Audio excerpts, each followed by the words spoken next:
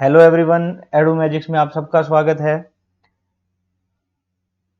आज हम शुरू करने वाले हैं पार्ट्स ऑफ स्पीच का पार्ट 6, जिसमें आज कंजंक्शन कंप्लीट हो जाएगा। तो चलिए शुरू करते हैं। आज हम पढ़ने वाले हैं as conjunction and so as conjunction के बारे में। इन दोनों का यूज है ना कंपैरिजन के लिए किया जाता है। एज इसके जैसा, या किसी एक चीज का कंपैरिजन किसी दूसरे के जैसे करना हो हमें, तो उनके सेंस में एज और एज का यूज होगा और सो एज का यूज होगा। लेकिन इन दोनों का मतलब तो एक ही होता है, इनका सेंस तो एक ही होता है। तो इनमें डिफरेंसेस क्यों है? अगर इनमें अलग अलग नाम दिया गया है तो क्यों दिया गया है, उसके पीछे क्या रीजन है, उसके बारे में देखते हैं। देखिए, एज और एज का जो यूज होता है वो पॉजिटिव और नेगेटिव दोनों सेंटेंसेस के साथ में होता है, लेकिन सो और एज का जो यूज होता है वो ओनली नेगेटिव सेंटेंस के साथ में होता है।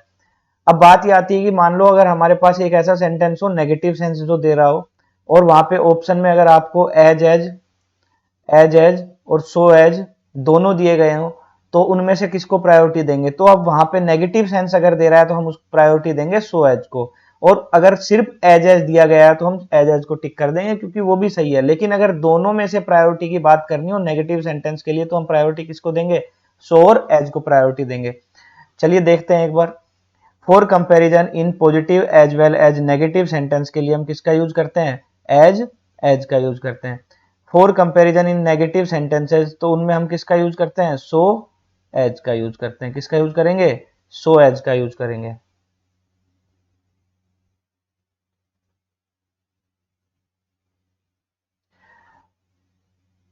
अब देखिए एग्जांपल देखते हैं।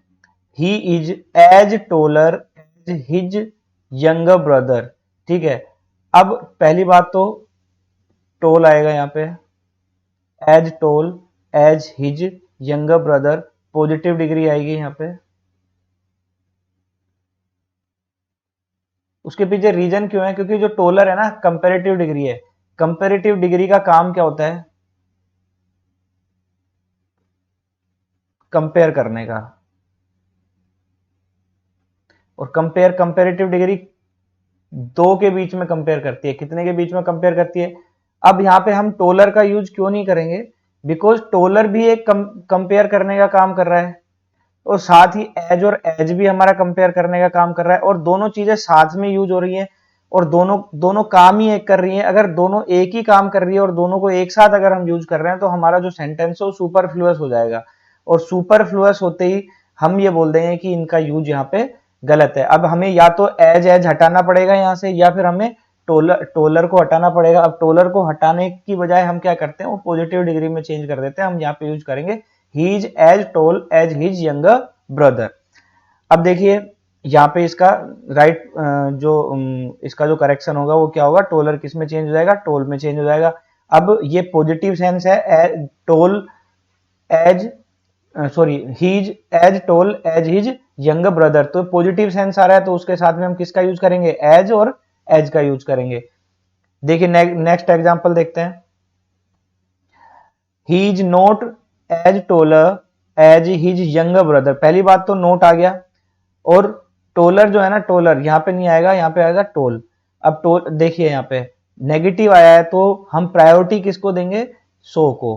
तो he is not so tall as his younger brother, he is so respectful as Gandhi ji. तो अब अगर ये पॉजिटिव सेंस दे रहा है, लेकिन हमने यूज किसका किया है? सो और एज का। अब जैसा कि मैं आपको बता चुका हूं कि सो और एज का जो यूज होता है वो केवल नेगेटिव सेंटेंस में होता है।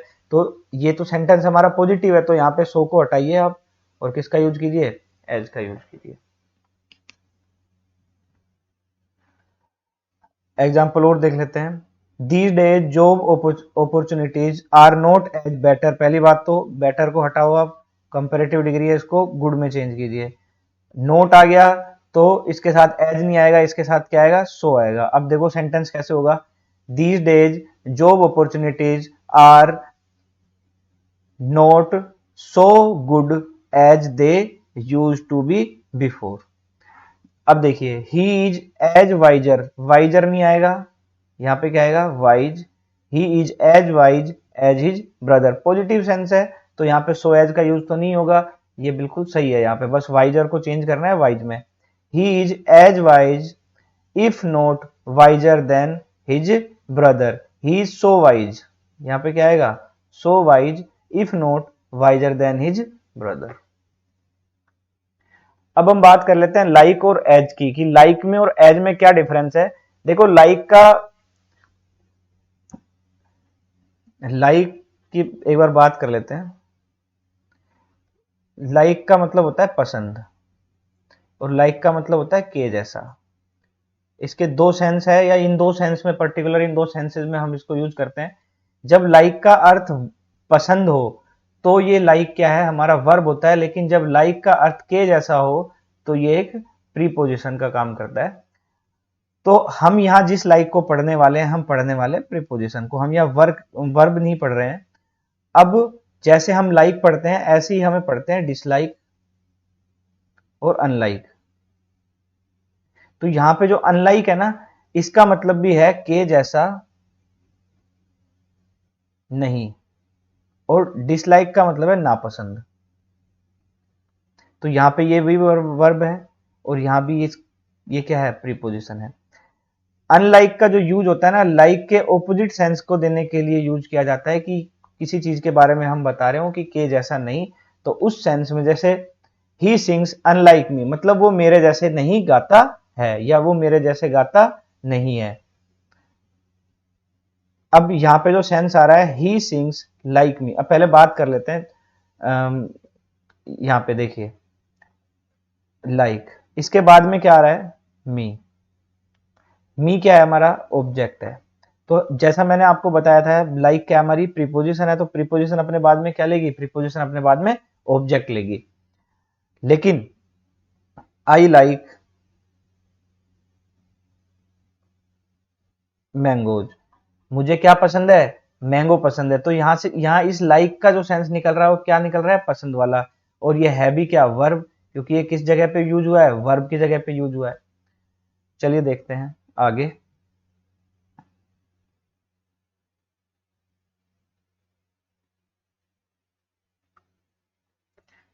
Like it is followed by a noun और प्रोनाउन, बिकॉज जो लाइक है वो हमारी प्रीपोजिशन है, जैसा मैं आपको बता चुका हूं, और प्रीपोजिशन अपने बाद में एक ऑब्जेक्ट लेगी ही लेगी। प्रीपोजिशन बिना ऑब्जेक्ट के कभी नहीं आती, बहुत डरपोक है ये। तो इसको अपनी अपनी सुरक्षा के लिए क्या चाहिए, ऑब्जेक्ट चाहिए। और ऑब्जेक्ट क्या हो सकता है, ऑब्जेक्ट या तो नाउन होगा या प्रोनाउन होगा। तो उन दो, हमेशा लाइक के बाद आप क्या लगाओगे, नाउन या प्रोनाउन। बात यह है कि लाइक का यूज किस सेंस में हो रहा है। अगर वो पसंद के सेंस में हो रहा है तो आप उसको वर्ब की तरह ट्रीट करेंगे, लेकिन अगर वो के जैसा के सेंस में यूज हो रहा है, कंपेयर करने के सेंस में यूज हो रहा है, तो हम उसको प्रीपोजिशन समझेंगे, और प्रीपोजिशन के साथ में हम क्या लगाएंगे, नाउन या प्रोनाउन। अब हम बात कर लेते हैं एज की। एज मैं ऑलरेडी आपको पढ़ा चुका हूं, एज, बिकॉज और सिंस। हमने जो कॉन्ट्रास्टिव सेंस वाले जो हमने कंजंक्शन पढ़े थे शुरू में, हमारी फर्स्ट या सेकंड क्लास हुई होगी, आई थिंक सेकंड क्लास में हमने पढ़े थे, आप वो वीडियो जाके देख सकते हैं, ऑलरेडी अपलोडेड है। तो एज जो है वो हमारा किसकी तरह काम करता है, वो हमारा कंजंक्शन की तरह काम करता है। और अगर वो कंजंक्शन की तरह काम कर रहा है तो वो अपने बाद में क्या लेगा, क्लोज लेगा। अब बहुत बहुत सारे स्टूडेंट्स ये भी कह सकते हैं कि सर आपने तो बताया था कि वो सेंटेंस लेगा। हाँ, तो क्लोज जो है, एक क्लोज सेंटेंस भी तो हो सकता है, एक क्लोज सेंटेंस भी तो हो सकता है, लेकिन हर सेंटेंस, सॉरी, एक क्लोज जो है वो सेंटेंस हो भी सकता है और नहीं हो सकता, लेकिन हर सेंटेंस क्या होगा, क्लोज होगा। तो हम इसको बेटर डेफिनेशन के लिए हम क्या लिखेंगे, कि एक क्लोज को फॉलो करेगा, क्योंकि क्लोज में सेंटेंस भी आ गया और क्लोज तो इटसेल्फ है ही। अब हम एग्जाम्पल देख लेते हैं। देखिए, ही सिंग्स लाइक मी, इसके बाद में क्या आ रहा है, ऑब्जेक्ट। अगर वो ऐसे होता, ही लाइक सिंगिंग, लाइक यहां पे हमारी क्या होती है, वर्ब, ये क्या होता है हमारा सब्जेक्ट। लेकिन यहाँ सिंग्स जो है ना, ये मेन वर्ब का काम कर रही है, कि वो उसको क्या वो कैसे गाता है, मेरी तरह गाता है। और यहाँ पे जो वर्ब है वो क्या है, ये लाइक खुद है। तो यहाँ पे जो सेंस आएगा वो किसका आएगा, पसंद का आएगा। लेकिन यहाँ पे जो इस लाइक का सेंस है ना, वो आ रहा है के जैसे, वो मेरे जैसे। किसके किसके जैसे गाता है? वो मेरे जैसे गाता है। अब यहाँ पे बात कीजिए सिंगिंग। सिंगिंग हमारी यहाँ नाउन है। एक्चुअली सिंगिंग जो है वो सिंग प्लस आईएनजी, ये प्रेजेंट पार्टिसिपल है। प्रेजेंट पार्टिसिपल को हम दूसरे शब्दों में जीरंड भी बोलते हैं।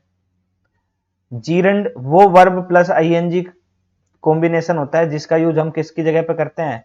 नाउन की जगह पे करते हैं। जिसका यूज हम किसकी जगह पे करते हैं? नाउन की जगह पे यूज करते हैं। जनरली ये जो जीरंड है वो ऐसी जगह यूज होता है जब हम किसी एक्टिविटी को बता रहे हो, जैसे स्मोकिंग, रनिंग, ये सब क्या है? एक्टिविटीज है। सिंगिंग, डांसिंग, एक्चुअली ये सब बने किससे हैं? ये वर्ब से बने हैं, लेकिन सब में आईएनजी फॉर्म लगते ही वो क्या बन जाएंगे? वो जीरंड बन जाएंगे। और जीरंड का यूज कहां पे होगा? नाउन की जगह होगा। He sings as I do, वो ऐसे गाता है जैसे कि मैं गाता हूं। अब बात देखिए, आप मेरी बात समझिए। सब्जेक्ट प्लस वर्ब, एज आ गया, ठीक है। उसके बाद भी सब्जेक्ट प्लस वर्ब कॉम्बिनेशन आ रहा है, मतलब ये हमारा ऑब्जेक्ट नहीं है आई डू, ये हमारा क्या है? क्लोज है। ये हमारा क्या है? क्लोज है। तो क्लोज अपने से पहले क्या लेगा? एज लेगा। क्लोज अपने से पहले क्या लेगा? एज लेगा। तो यहाँ पे एज का जो यूज है बिल्कुल अप्रोप्रिएट है, बिल्कुल सही है। अब आगे हम बात करते हैं, she enjoys all types of music as I do. देखिए मेरी बात, सब्जेक्ट प्लस वर्ब कॉम्बिनेशन आ गया, एज आया है, हमारा कंजंक्शन आया है। She enjoy all type of music, ये हमारा एक सेंटेंस है, या आप इसको कह सकते हो क्लोज है। तो ये बिल्कुल सही है। अब आगे हम बात करते हैं rather, other, no other. Rather के साथ में देन का यूज होगा, अदर के साथ में देन का यूज होगा, नो अदर के साथ में देन का यूज होगा। अगर इनके अलावा जो एग्जाम में आपको बट लगा के एरर दिया जाता है, अगर बट आ रहा है तो वो गलत है। सिर्फ और सिर्फ देन का यूज होगा। बट अगर आएगा तो वो हमारा क्या होगा? गलत होगा। इनके साथ में रेदर देन, अदर देन, ये पेयर वाले कंजंक्शन है, तो ये अपने साथ में क्या लेते हैं? Rather than, other than, no other than. ठीक है। अब बात कर लेते हैं एल्स या नथिंग एल्स की। एल्स अपने साथ में बट लेगा, और नथिंग एल्स भी अपने साथ में क्या लेगा? ये भी अपने साथ में क्या लेगा? बट लेगा। एल्स या नथिंग एल्स अपने साथ में क्या लेगा? बट लेगा। देखिए, I have no other claim but his wealth. अब देखिए अदर आया है, तो अदर अपने साथ में क्या लेता है? देन, और देन भी ये वाला देन लेता है, T H A N. T H E N नहीं लेगा। देखिए यहाँ पे T H A N, T H A N. बहुत बार एरर ऐसे भी दे देंगे, वो अदर के साथ में टी एच ई एन लगा के दे देंगे। आप उसको पढ़ के और आगे निकल जाएंगे कि हाँ ये तो एकदम सही है, और फिर आप बाद में कर देंगे टिक नो एरर। जबकि इसमें एरर है, किसमें है? यहाँ पे देन, ये टाइम के लिए है देन, लेकिन जो ये वाला देन है ये किसके लिए होता है? ये आपका कंपैरिजन के लिए होता है। तो यहाँ पे अदर के साथ में कौन सा देन आएगा? ये वाला। अब देखिए, I have no other claim than his wealth, than his wealth. अब यहां पे देखते हैं next example, I would rather have the bet. और पहली बात तो रेदर के साथ और का यूज नहीं होगा, रेदर के साथ किसका यूज होगा? देन का। I would rather have the bat than the ball, कि मैं बॉल की बजाय बैट लेना पसंद करूंगा। रेदर देन, अदर देन, इनका सेंस आता है बजाय, किसी एक चीज को हमें चूज करना हो उसके सेंस में। यहाँ पे ही ये लगा लीजिए, यहाँ पे ये मिसटाइप हो गया, थोड़ा सा टाइपिंग एरर है। He wants nothing else than peace. अब देखिए मेरी बात, एल्स है, एल्स के साथ में क्या आता है? बट आता है। आया क्या है? देन। तो इसमें जो करेक्शन होगा वो क्या होगा? एल्स के साथ में क्या आएगा? But. It is nothing else than, क्या आएगा यहाँ पे? But your pride which makes you say such a thing. तो यहाँ पे एल्स के साथ में क्या आएगा? बट आएगा। क्लियर हुई ये चीज? अब हम बात कर लेते हैं दैट की, थोड़ी सी बात करें दैट। अगर डब्ल्यू एच वर्ड आ रहा है किसी सेंटेंस में, तो उससे पहले हम दैट का यूज नहीं करेंगे। उसके पीछे रीजन क्या रहता है? जो डब्ल्यू एच वर्ड्स होते हैं ना, वो ऑलरेडी अपने आप में क्या होते हैं? कंजंक्शंस होते हैं। अब देखिए दो कंजंक्शन एक साथ आ सकते हैं, कोई बड़ी बात नहीं है, दो कंजंक्शन एक साथ आ सकते हैं, लेकिन उन दोनों कंजंक्शन का ना जो अर्थ है या उन दोनों कंजंक्शन का जो मीनिंग है वो अलग अलग होना चाहिए या उनका पर्पज अलग होना चाहिए। लेकिन यहाँ पे जो वाट है और यहाँ पे दैट है ना, दोनों का पर्पज एक ही है कि वो सेंटेंस को, दो सेंटेंसेस को या दो क्लोजेस को ज्वाइन कर रहे हैं। तो अगर उन दोनों का पर्पज एक ही है तो हम यहाँ पे इन दोनों का एक साथ यूज नहीं करते हैं। या आप सीधे सीधे इस रूल को याद कर सकते हैं या सीधे सीधे डायरेक्टली याद कर लेते हैं कि WH वर्ड से पहले दैट बिल्कुल भी नहीं आता है। WH वर्ड से दैट पहले दैट बिल्कुल भी नहीं आता है, क्योंकि WH वर्ड अपने आप में एक कंजंक्शन होते हैं, तो ये अपने साथ में कोई भी कंजंक्शन नहीं लेंगे। अब हम बात कर लेते हैं सेल्डम, इफ, एवर, सेल्डम और नेवर। देखिए सेल्डम जो है ना, सेल्डम वो अपने साथ में क्या लेगा, इफ लेगा, और इसका मतलब होता है शायद ही कभी या कभी कभार। आप कोई काम बहुत रेयरली करते हैं, वेरी रेयरली, आप जब भी कोई काम बहुत रेयरली करते हैं तो उसके सेंस में आप इसका यूज करेंगे सेल्डम, इफ, एवर। अब बात कर लेते हैं सेल्डम और नेवर। इसका मतलब यह है कि कभी नहीं। यहां पे पॉसिबिलिटी जो है आपकी वो 0% है, लेकिन यहां पे कुछ पॉसिबिलिटी है कि शायद ही कभी या कभी कभार मैं ये काम करता हूं। अब देखिए एग्जांपल एक बार देख लेते हैं हम। सेल्डम और एवर। अब पहली बात तो देखिए और के साथ में क्या यहाँ पे एवर आएगा, नहीं आएगा, तो पहला एरर तो अपना यहीं पे मिल गया। आगे पढ़ते हैं। Never, he help the poor, कि वो कभी भी क्या नहीं करता, जो पुअर जो गरीब है उनकी सहायता नहीं करता है। देखिए सेल्डम, इफ, नेवर। अब यहाँ पे इफ आया है तो इफ के साथ में क्या जाएगा, एवर। सेल्डम, इफ, एवर, वह कभी कभार, ही हेल्प द पुअर, कभी कभार गरीबों की सहायता कर देता है। या फिर इस सेंटेंस को हम ऐसे भी सही कर सकते थे, सेल्डम, इफ, हम और को हटा के क्या करते हैं, यहाँ पे इफ लगा देते और एवर को एज इट इज रहने देते, तो भी हमारा सेंटेंस यहाँ पे क्या हो जाता, सही। ही हेल्प द पुअर। अब हम यहाँ पे बात कर लेते हैं seldom, if, never, he help the poor, कि यहाँ पे हम इफ को भी हटा के क्या लगा सकते थे, और लगा सकते थे। जैसे ही हम और लगाते ये क्या हो जाता है, सेल्डम और never, he help the poor, वह कभी भी गरीबों की सहायता नहीं करता है। अब देखिए यहाँ पे सेल्डम और एवर, पहली बात तो सेल्डम और आ गया है और एवर आ गया है, तो उन दोनों में एक का ही यूज होगा। अब किसका यूज करेंगे, हम और को चेंज करेंगे या एवर को चेंज करेंगे, वो अभी हम देखते हैं सेंटेंस में कैसा सेंस जा रहा है हमारे सेंटेंस का। Have I turned away a beggar. अब वो ये कह रहा है कि मैं शायद ही कभी, without giving him arms, arms का मतलब ये होता है भिक्षा, आर्म्स का मतलब क्या होता है, भिक्षा। अब वो ये कह रहा है कि शायद ही कभी ऐसा होता हो कि मेरे पास कोई भिखारी आए और मैं उसको बिना भिक्षा दिए वापस जाने दूं। तो इसका सेंस क्या आ रहा है, वो एक पॉसिबिलिटी को दिखा रहा है कि वो कुछ दे रहा है। तो यहाँ पे हम एवर को चेंज नहीं करेंगे, हम किसको चेंज करेंगे, और को। और की जगह पे क्या आ जाएगा, इफ आ जाएगा, और की जगह पे क्या आ जाएगा, इफ आ जाएगा। लेकिन अगर वो ऐसा उसका सेंस ऐसा निकल रहा होता कि मैं जो बेगर है उसको कभी भी कुछ भी नहीं देता हूं, तो यहाँ पे हम और को एज इट इज रहने देते, एवर को चेंज करके किस में बदल देते, नेवर में। अब हम बात कर लेते हैं such as, such that, so that और सो दैट की। देखिए इनमें सब में डिफरेंस क्या है, आज उनके बारे में अच्छे से क्लियरली स्टडी करेंगे और इनके बारे में एग्जाम्पल से समझेंगे। देखिए बात समझते हैं अब। सच एज, सच एज का जब भी यूज होगा किसी भी सेंटेंस में, कोई एग्जाम्पल, किसी चीज का एग्जाम्पल देने के लिए उसका यूज किया जाएगा। सच दैट, सच के साथ अगर दैट का जब यूज होगा तो आपको बताया जाएगा इफेक्ट, रिजल्ट या कॉन्सिक्वेंसेज के बारे में बताया जाएगा। सेम सो दैट का भी यूज होता है, उसका भी जो यूज होता है वो इफेक्ट, रिजल्ट और कॉन्सिक्वेंसेज बताने के लिए यूज होता है। इन दोनों में डिफरेंस क्या है वो अभी बताऊंगा मैं।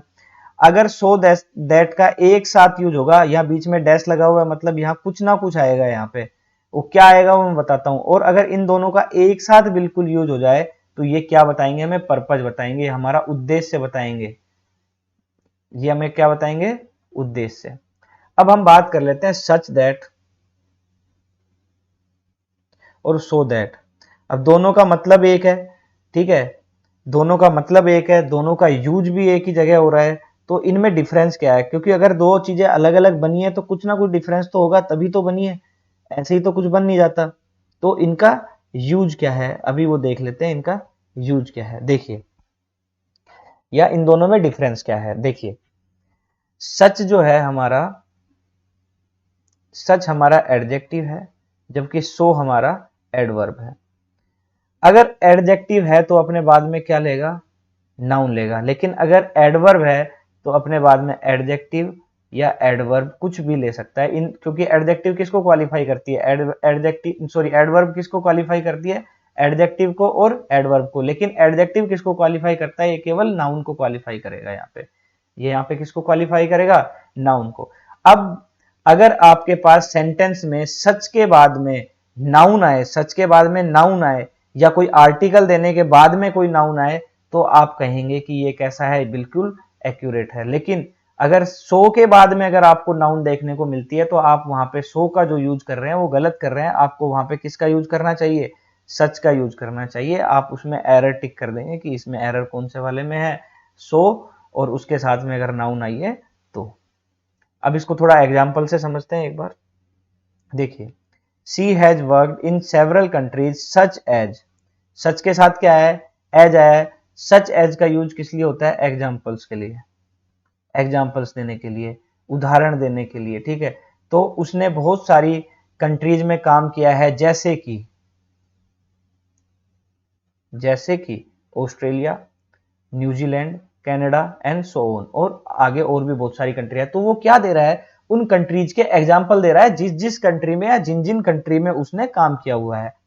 तो यहाँ पे हम किसका यूज करेंगे, यहाँ पे सच एज का यूज करेंगे। तो सच एज का यूज यहाँ पे बिल्कुल अप्रोप्रिएट है, कोई दिक्कत नहीं है। It was such a cold afternoon that we stopped playing. अब देखिए मेरी बात सुनिए, it was such a cold afternoon, तो ए हमारा आर्टिकल है, कोल्ड हमारा एडजेक्टिव है, और आफ्टरनून क्या है, हमारी नाउन है। अब आपका डाउट ये हो सकता है कि सर आपने तो कहा था सच के बाद में नाउन आएगी, आ तो रही है नाउन। अब ये जो नाउन है अपने आप को क्वालिफाई करने के लिए एक एडजेक्टिव भी ले रही है, एक आर्टिकल भी ले रही है, और आप कहोगे कि सर ये भी तो एडजेक्टिव है। बिल्कुल आ सकते हैं, दो एडजेक्टिव एक नाउन के साथ बिल्कुल आ सकते हैं। जैसे देखिए आप, ए ब्लैक टोल बॉय, या ए टोल ब्लैक बॉय। तो जो ये बॉय है हमारा,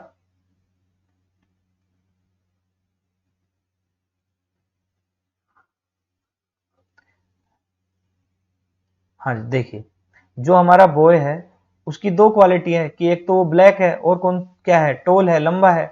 तो यहाँ पे उसने अपने साथ में क्या, दोनों एडजेक्टिव लिए ना, और एक उसके साथ में वो लड़के के बारे में बता रहा है, ये हमारा डिटरमाइनर आ गया, जिसको हम आर्टिकल बोलते हैं। अब देखिए, it was such a cold, ये कोल्ड क्या हमारा एडजेक्टिव है, जो किसको क्वालिफाई कर रहा है, इस पर्टिकुलर नाउन को क्वालिफाई कर रहा है। तो यहाँ पे जो सच जो लगाया ना, वो इस नाउन के लिए लगाया गया है। कौन सी नाउन के लिए, आफ्टरनून के लिए। सच अपने बाद में क्या लेगा, दैट वी स्टॉप्ड प्लेइंग। कि अब उसने क्या बताया हमें, एक कॉन्सिक्वेंसेस बताए हैं कि बाहर बहुत ज्यादा ठंडी थी, या आप ऐसा कह सकते हैं कि जो आज की दोपहर थी वो कैसी थी, बहुत ज्यादा ठंडी थी। तो इसलिए हमने क्या कर दिया, हमने खेलना बंद कर दिया। तो ये कॉन्सिक्वेंसेज है, यह परिणाम है किस चीज का, ठंड होने का। तो उसका परिणाम क्या है कि हमने क्या कर दिया, खेलना बंद कर दिया। तो सच के साथ क्या आएगा, दैट आएगा। अगर वो एग्जाम्पल दे रहा होता तो सच के साथ किसका यूज करते, सच के साथ यूज करते एज का, ठीक है। It was so cold that we stopped playing. अब बात ये होती है कि सो के बाद में भी कोल्ड का यूज हुआ है, दैट वी, उसके बाद फिर से दैट आ गया है। अब बात सेम वही सेंटेंस है, लेकिन देखिए यहाँ पे डिफरेंस क्या है। इट वॉज सो कोल्ड, अब सो क्या है, हमारा एडवर्ब है। सो क्या है हमारा, एडवर्ब। तो एडवर्ब अपने बाद में क्या लेगा, या तो एडजेक्टिव चाहिए इसको, या एडवर्ब चाहिए। और कोल्ड हमारा क्या है, एडजेक्टिव है, बिल्कुल ठीक है। क्या इस कोल्ड के बाद में कोई नाउन आ रही है जिसको ये क्वालिफाई करेगा, नहीं, कोई नाउन नहीं आ रही। इसके बाद में सीधे दैट का यूज हुआ है, तो ये बिल्कुल सही है। यहां से हमने किसको रिमूव कर दिया, नाउन को रिमूव कर दिया, ओनली एडजेक्टिव को यूज किया। इसका भी सेंस वही निकलेगा, इट वॉज सो कोल्ड, कि बहुत ज्यादा ठंड है, बहुत ज्यादा ठंड थी, इसलिए दैट, इसलिए हमने खेलना बंद कर दिया। अब देखिए the man spoke with such a passion. अब देखिए ए आया, आर्टिकल आया, पैशन क्या है, नाउन। मैंने चेक करके देख लेते हैं, योर पैशन, तुम्हारा पैशन, तो यहाँ पे बिल्कुल फिट बैठ रहा है, तो ये हमारी क्या है, नाउन है। तो सच अपने बाद में क्या लेगा, नाउन लेगा। और that all listeners were move to tears, तो ये भी बिल्कुल एक्यूरेट है यहाँ पे। अब हम बात करते हैं, she is such a brilliant woman. तो वुमन क्या है हमारी, नाउन है, ब्रिलियंट क्या है हमारा, एडजेक्टिव है, ए क्या है हमारा, आर्टिकल है। तो ये कॉम्बिनेशन सच के बाद में बिल्कुल सही है। दैट एवरीवन एडमायर्स हर, तो ये बिल्कुल सही है, फोर्थ नंबर। अब हम फिफ्थ नंबर की बात करते हैं, सी इज सो ब्रिलियंट। अब देखिए यहाँ पे जो ब्रिलियंट आया ना, वो सिर्फ एडजेक्टिव है कि वो इतनी ज्यादा ब्रिलियंट है कि दैट एवरीवन एडमायर्स हर, ताकि सब लोग उसकी क्या करते हैं, प्रशंसा करते हैं या उसका जैसा बनने की चेष्टा रखते हैं।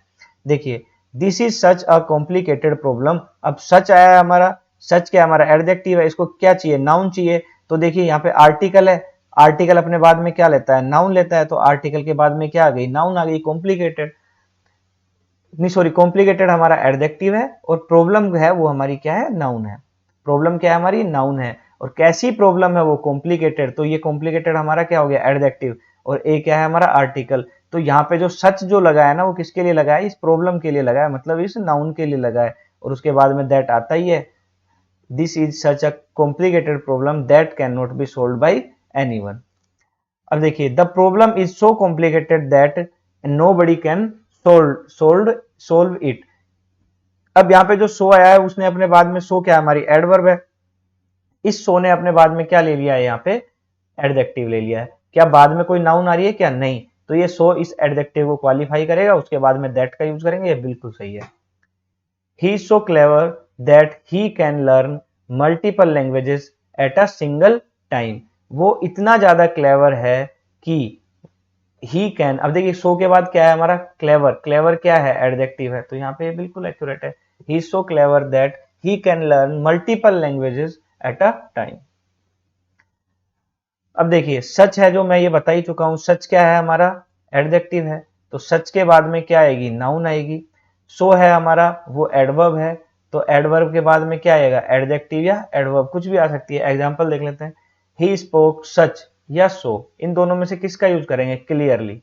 He spoke such so clearly that everybody understood the facts. अब देखिए क्लियरली क्या है, क्लियरली हमारी एडवर्ब है। तो एडवर्ब जो है, एडवर्ब से पहले क्या आएगा, देखिए यहाँ पे एडवर्ब, एडवर्ब से पहले क्या आएगा हमारा, सो आएगा। तो यहाँ पे सच का यूज नहीं होगा, यहाँ पे किसका यूज होगा, सो का यूज होगा।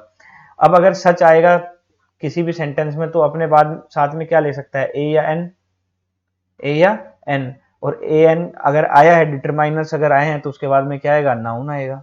यहाँ पे एडजेक्टिव भी आ सकता है बीच में, ठीक है, और उसके बाद में दैट आएगा। लेकिन जब सो आएगा, तो वो अपने साथ में क्या लेगा, एडजेक्टिव या एडवर्ब, और उसके बाद में क्या यूज होगा आपका, दैट।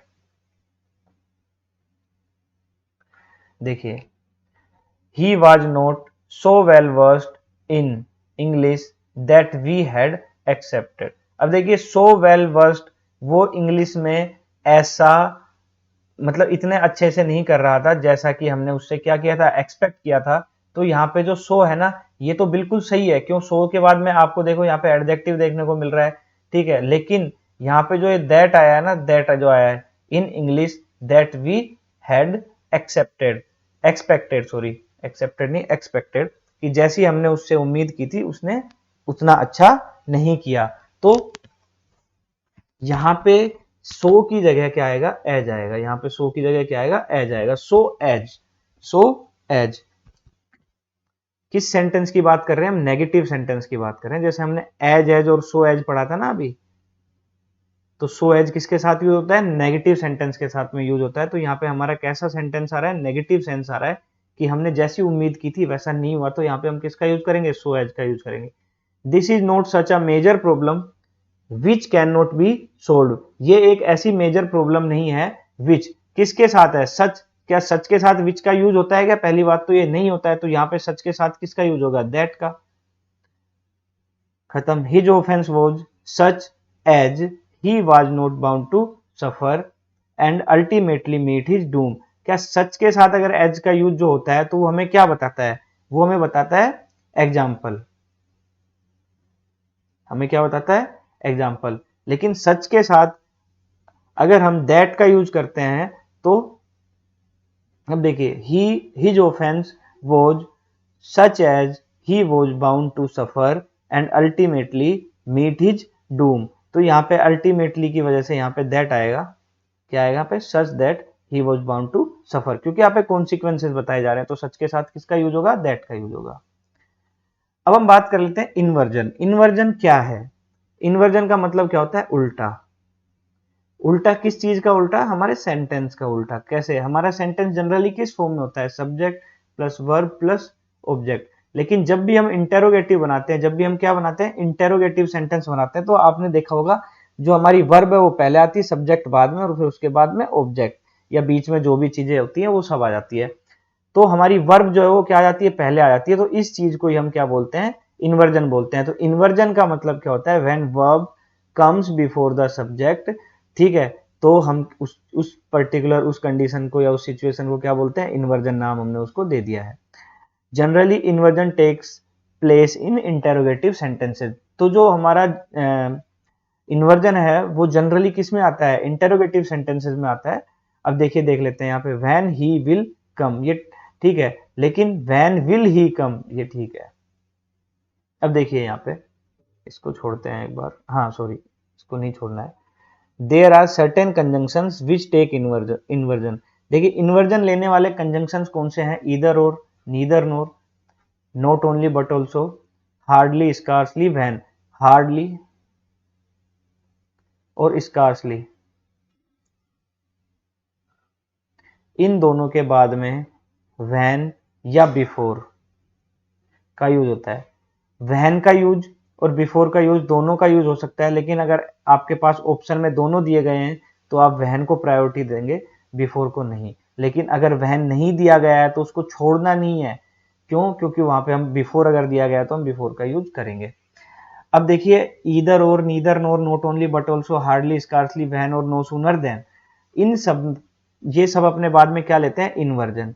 लेकिन ये इन्वर्जन कब लेंगे, जब सेंटेंस इनसे ही स्टार्ट हो रहा हो, सेंटेंस इनसे ही स्टार्ट हो रहा हो तो ये इन्वर्जन लेंगे। अगर सेंटेंस इनसे स्टार्ट नहीं हो रहा है तो ये इन्वर्जन नहीं लेंगे। एग्जाम्पल से समझते हैं, नीदर द ड्रोट और दी फेमाइन डैम्प्ड देयर स्पिरिट्स, कि ना तो सूखे ने और ना ही गीले ने, या मतलब बाढ़ ने उनकी स्पिरिट को, उनकी हिम्मत को नहीं तोड़ा, उनकी हिम्मत को नहीं तोड़ा। तो नीदर द ड्रोट और दी फेमाइन डैम्प देयर स्पिरिट्स। अब बात यह आ जाती है कि आप कह सकते हो कि सर देखिए, तो नीदर से शुरू हो रहा है, लेकिन यहाँ पे वर्ब थोड़ी है, ये तो नाउन है हमारी, और के बाद भी क्या है, नाउन। ये दो नाउन्स को जोड़ रहा है कंजंक्शन। क्या ये वर्ब वर्ब कहीं इंक्लूड कर रहा है? नहीं। तो इसमें इन्वर्जन का यूज होगा कि क्या? नहीं होगा बिल्कुल भी, क्योंकि यहाँ पे वर्ब है ही नहीं। वर्ब तो इस पर्टिकुलर कंजंक्शन के एरिया से बाहर गई ना, क्योंकि ये जोड़ ही नहीं रहा वर्ब को। ये किस किस को जोड़ रहा है, ये नाउन को जोड़ रहा है, इस नाउन को इससे नाउन, इस नाउन तक जोड़ के इसका काम खत्म हो गया। अब देखिए, टेल मी ईदर, अब ईदर कहाँ आया है, बाद में आया है, पहले क्या आ गया, टेल मी आ गया। तो यहाँ पे हम इन्वर्जन लगाएंगे क्या? इन्वर्जन नहीं लगाएंगे। Tell me either the whole story else a part of it. पहली बात तो यहाँ पे एल्स नहीं आएगा, यहाँ पे ईदर अपने बाद में क्या लेगा, और लेगा। Tell me either the whole story और अ पार्ट ऑफ इट। अब देखिए, not only Ram however also, पहली बात तो बताइए मुझे, नॉट ओनली के साथ ये हाउएवर आएगा क्या? नहीं, यहाँ पे क्या आएगा, बट आएगा। Not only Ram but also his friends. अब देखिए किस किस को जोड़ रहा है, हिज फ्रेंड्स को और राम को। आप कह सकते हो ये भी नाउन है और ये भी हमारा क्या है, नाउन है। ये जो हिज है ये प्रोनाउन है, या हिज पर्टिकुलर यहाँ पे एडजेक्टिव का काम भी कर रहा है कि फ्रेंड किसके हैं, उसके फ्रेंड्स है। वर प्रेजेंट, ठीक है। Not only Ram but his friends were also present. अब जरूरी नहीं है कि बट के साथ ही ऑल्सो आए, ये सेंटेंस में बाद में भी आ सकता है, बस सही जगह पे यूज हुआ हो तो यहाँ पे इसके सेंस में कोई गड़बड़ नहीं होगी। तो यहाँ पे जो ये ऑल्सो यूज हो रहा है ये बिल्कुल सही यूज हो रहा है, तो ये सेंटेंस भी ग्रामेटिकली बिल्कुल सही है। हार्डली हैड आई, अब यहाँ पे देखिए, हार्डली से शुरू हुआ सेंटेंस और उसके बाद में उसने क्या कर दिया, आई पहले सब्जेक्ट आना चाहिए था, लेकिन अब क्या आ गई, वर्ब आ गई। तो इसने क्या कर दिया, यहाँ पे इन्वर्जन कर दिया। लेकिन एरर इस पार्ट में नहीं है, इसने इन्वर्जन कर दिया, इसमें एरर नहीं है। एरर है यहाँ पे देन। क्या हार्डली के साथ देन आता है क्या? नहीं, हार्डली के साथ क्या आएगा, व्हेन। अब हम बात कर लेते हैं कंजंक्शन एंड पैरेललिज्म की। देखिए पैरेललिज्म का मतलब ये है कि जनरली जो कंजंक्शन है ना हमारे, मैं आपको बता चुका हूं वो बहुत ही वफादार टॉपिक है। ये दो सेम चीजों को जोड़ता है, दो सेम चीजों को जोड़ता है। अगर नाउन है तो उसको दूसरी नाउन से जोड़ेगा, ठीक है। अगर हमारा एडजेक्टिव है तो उसको दूसरे एडजेक्टिव के साथ जोड़ेगा। अगर उस सेंटेंस है तो उसको दूसरे सेंटेंस के साथ जोड़ेगा। अगर हमारा क्लोज है तो उसको भी दूसरे क्लोज के साथ जोड़ेगा। तो पैरेललिज्म का मतलब ये होता है कि जो कंजंक्शन है उस पैरेललिज्म को बरकरार बनाए रखे, मतलब जो वो अपनी वफादारी दिखा रहा है एडजेक्टिव को एडजेक्टिव से जोड़ने की, नाउन को नाउन से जोड़ने की, सेंटेंस को सेंटेंस से, क्लोज को क्लोज से, फ्रेज को फ्रेज से, वो बनाए रखे। अगर किसी सेंटेंस में ये नहीं है तो फिर हम कह सकते हैं कि यहाँ पे पैरेललिज्म फॉलो नहीं हो रहा है और वो सेंटेंस ग्रामेटिकली क्या है, इनकरेक्ट है। अब देखिए mister Sinha not only stopped coming here but also going to other places. तो देखिए मिस्टर सिन्हा जो है वो नॉट ओनली के बाद में क्या आ गई, हमारी वर्ब आ गई। तो अगर ये नॉट ओनली और बट ऑल्सो जो है तो इसके बाद में भी तो वर्ब आनी चाहिए ना, लेकिन क्या वर्ब आ रही है क्या, नहीं। तो ये कमिंग और गोइंग को जोड़ रहा है, तो इस वर्ब को हम क्या करेंगे, पहले लेंगे। तो सेंटेंस क्या बन जाएगा हमारा, mister Sinha stopped not only coming here but also going to other places. अब देखिए यहाँ पे जो ये नॉट ओनली है ये हम किसको जोड़ रहा है, कमिंग को जोड़ रहा है। Coming here but also going to other places. अब यहाँ पे जो हमारी जो वर्ब थी वो यहाँ पे दिक्कत दे रही थी हमें, क्यों, क्योंकि वो इसके मीनिंग को या इसके पैरेललिज्म को सेटिस्फाई नहीं कर रही थी। तो हमने इस टॉप को बाहर ले लिया इस पर्टिकुलर कंजंक्शन के क्राइटेरिया से या इसके एरिया से। तो अब हमारा सेंटेंस ग्रामेटिकली बिल्कुल सही हो गया। अब बाकियों की बात कर लेते हैं हम। देखिए he not only opened a hospital but also an orphanage. देखिए एन ऑर्फनेज है, ये पूरा क्या है हमारा, नाउन है। ए हॉस्पिटल भी हमारा क्या है, नाउन है। अब यहाँ पे जो नॉट ओनली है उसके साथ में वर्ब और आ गई, लेकिन ये देखिए यहाँ पे ये कॉम्बिनेशन क्या बना, वर्ब और नाउन का या वर्ब और ऑब्जेक्ट का। लेकिन क्या यहाँ पे वर्ब है क्या, नहीं है। तो इस वर्ब को बाहर निकालेंगे हम। इस वर्ब को बाहर निकाल के जो हमारा सेंटेंस बनेगा वो क्या बनेगा, he opened not only a hospital but also an orphanage।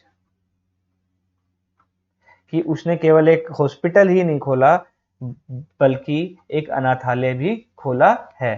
अब देखिए यहाँ पे ही इज नॉट ओनली नोन। अब नॉट ओनली आया हमारा, ठीक है। ही is not only known for his wisdom but for his diligence also. अब जो ये नोन है ना ये हमारी वर्ब है, यहाँ पे एक्स्ट्रा आ गई, इस वर्ब को हम बाहर लेंगे। क्यों, क्योंकि ये फॉर हिज विजडम ये हमारा एक क्लोज है। फॉर हिज विजडम सॉरी एक हमारा क्या है, फ्रेज है। But for his diligence, but for his diligence भी हमारा क्या है, एक फ्रेज है। तो ये दोनों फ्रेजेस को जोड़ रहा है। ऑल्सो बाद में आ सकता है, मैंने आपको बता ही दिया है।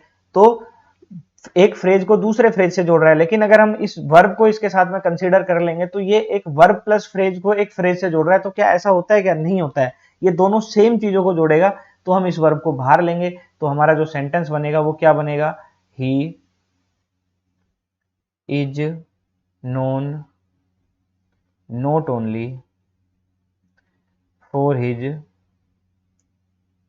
wisdom but for his diligence also।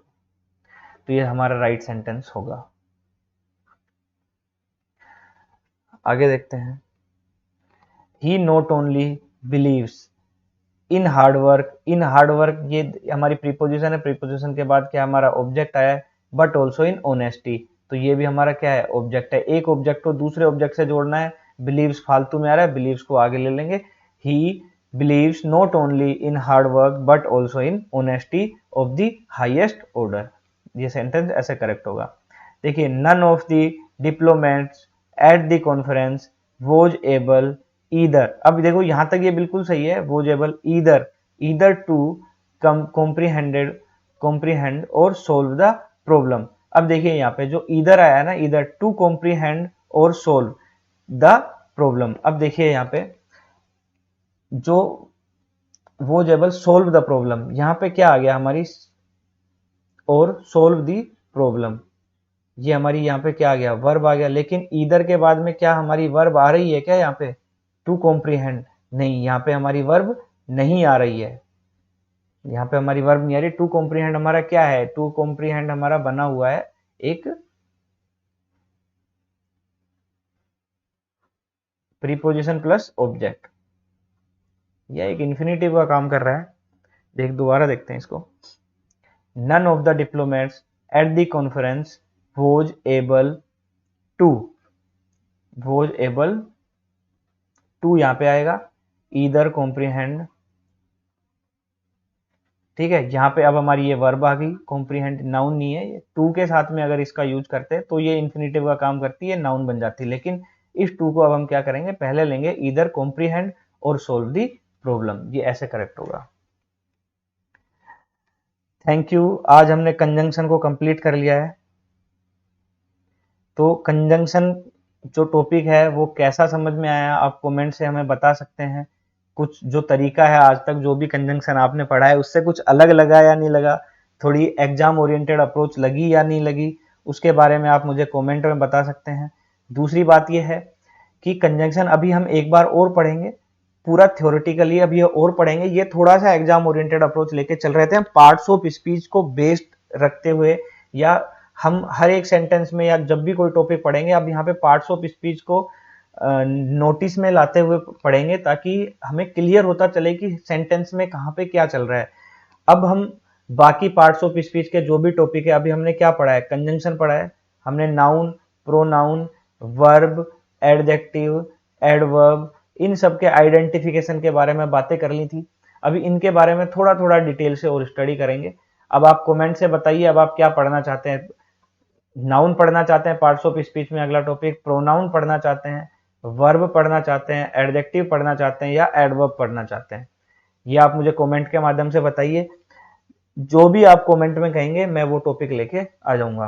अगर आपको मेरा कंटेंट या वीडियो या ये जो भी मैं टॉपिक जो है, टॉपिक कवरेज मेरी अच्छी लग रही है, या ये कंटेंट पूरा पसंद आ रहा है, तो आप मेरी वीडियो को क्या कर सकते हैं, लाइक कर सकते हैं, शेयर कर सकते हैं और चैनल को सब्सक्राइब कर सकते हैं, ताकि ज़्यादा से ज़्यादा वीडियो आपको देखने को मिले और मेरा मोटिवेशन बढ़े। Thank you so much.